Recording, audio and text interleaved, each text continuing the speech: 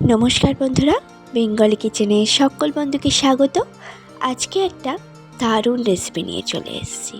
আজকে বানাবো আমাদের যে পালস ক্যান্ডিগুলো আছে, সেই পালস ক্যান্ডি দিয়ে আমি বানাবো শরবত, একটা দারুণ ড্রিঙ্কের রেসিপি। তো চলো শুরু করা যাক রেসিপি। দেখো, এখানে আমি 10খানা পালসের প্যাকেট নিয়েছি, তোমরা আরও বেশি নিতে পারো। আমি 10টা নিয়েছি। এবার একটা মিক্সিং জার নিয়েছি।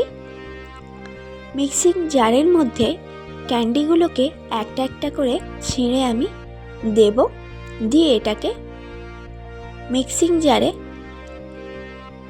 গুঁড়ো করে নেব।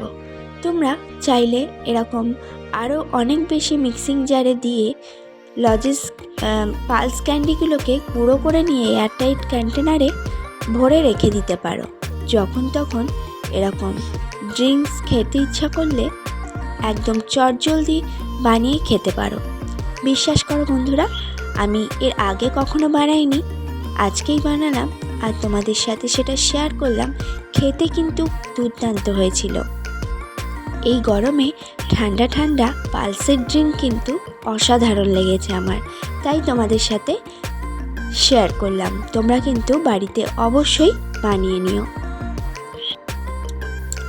তো দেখো, এইভাবে আমি গুঁড়ো করে নিচ্ছি।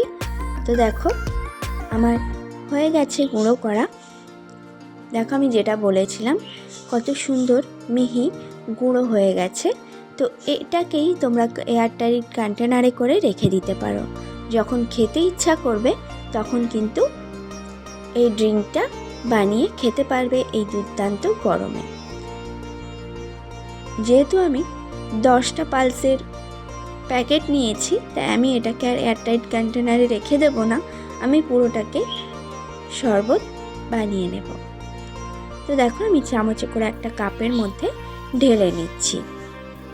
আমার পুরনো বন্ধুদের অনেক অনেক ধন্যবাদ, আর নতুন বন্ধুদের সাদরে আমন্ত্রণ জানাচ্ছি।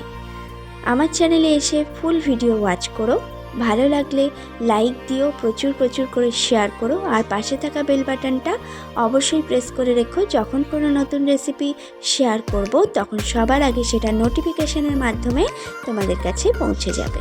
তো দেখো, আমি এখানে স্প্রাইট নিয়েছি। আজকে এই ড্রিঙ্কসটা আমি স্প্রাইট দিয়েই বানাবো।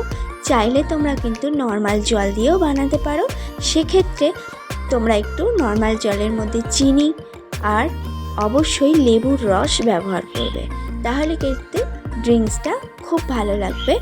আমি এখানে দেখো স্প্রাইট দিয়েই করেছি, তোমরা চাইলে এখানে নর্মাল জল দিয়েও, ঠান্ডা নর্মাল জল দিয়েও করতে পারো। তো দেখো, এবার আমি ড্রিঙ্কসটার মধ্যে যেহেতু লজেন্স এটা চিনি থাকে, তার জন্য আমি আর আলাদা করে চিনি দিইনি। আর স্প্রাইট এমনি মিষ্টি হয়, তার জন্য আমি কিন্তু কোনো চিনি বা লেবুর রস ব্যবহার করিনি, যেহেতু স্প্রাইট। তার জন্য তোমরা নর্মাল জল দিয়ে বানালে অবশ্যই কিন্তু এর মধ্যে চিনি আর অবশ্যই করে কিন্তু লেবুর রস মিশিয়ে নেবে। দারুণ দারুণ খেতে লাগে এই ড্রিঙ্কসটা।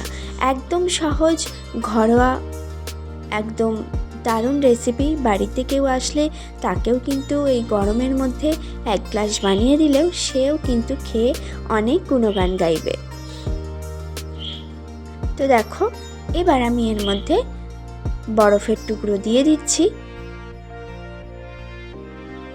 খুব সুন্দর হয়েছিল।